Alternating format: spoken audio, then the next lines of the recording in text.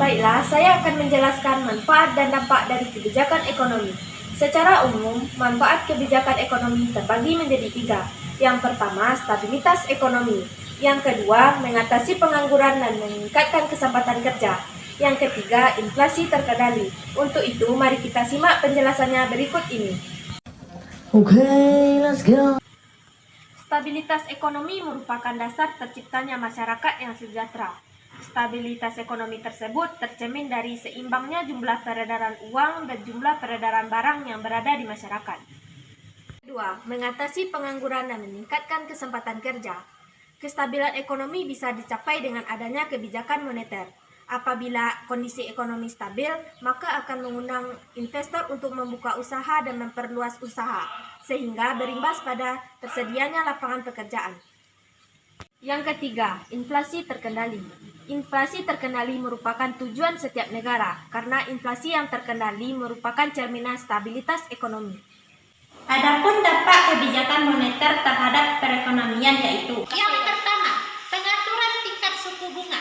Apabila pemerintah melalui Bank Indonesia memberlakukan tingkat suku bunga, masyarakat akan lebih senang menabung di bank, sehingga peredaran uang akan turun. Sebaliknya, jika tingkat suku bunga turun, maka masyarakat akan menggunakan uangnya, sehingga peredaran uang akan naik. Jual beli surat berharga pemerintah.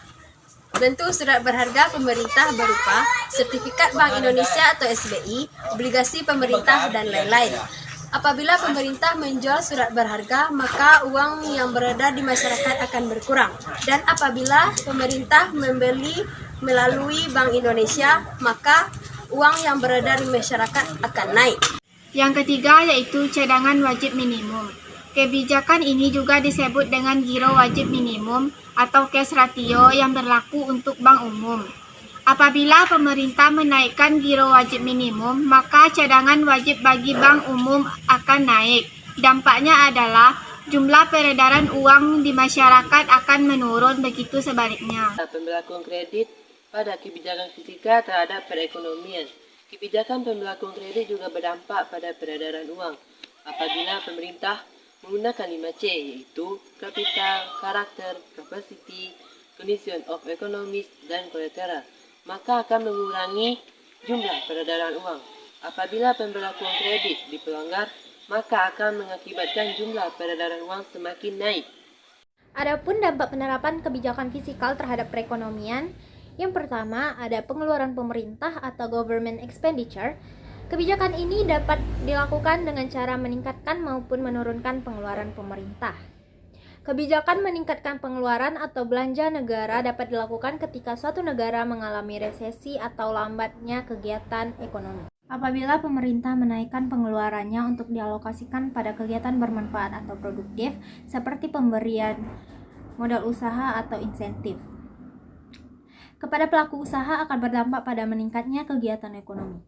Peningkatan pengeluaran pemerintah juga bisa berupa pengeluaran untuk pembangunan akses atau infrastruktur yang akan memperlancar kegiatan ekonomi. Sedangkan pemerintahan bisa menerapkan kebijakan penurunan anggaran atau memperketat anggaran ketika terjadi inflasi, sehingga dampaknya adalah harga-harga kembali terkendali dan anggaran pemerintahan menjadi surplus. Dengan kata lain, kebijakan fiskal dengan menggunakan instrumen pengeluaran atau belanja negara ini akan memberikan dampak pada meningkatnya atau menurunnya kegiatan ekonomi. 2. Pembayaran transfer atau transfer payment. Adanya pemberian transfer payment baik untuk pensiunan, masyarakat, atau mahasiswa diharapkan dapat menjadi stimulus untuk menaikkan daya beli masyarakat. Yang ketiga, pajak. Kebijakan fiskal dengan menerapkan instrumen ini dapat dilakukan dengan cara menaikkan dan menurunkan tingkat pajak. Pemerintah melakukan kenaikan tingkat pajak ketika terjadinya inflasi. Dampaknya, inflasi akan menjadi terkendali. Sedangkan kebijakan penurunan pajak bisa dilakukan ketika terjadinya deflasi. Dampaknya, ketika tarif pajak diturunkan, mengakibatkan kegiatan ekonomi kembali tumbuh.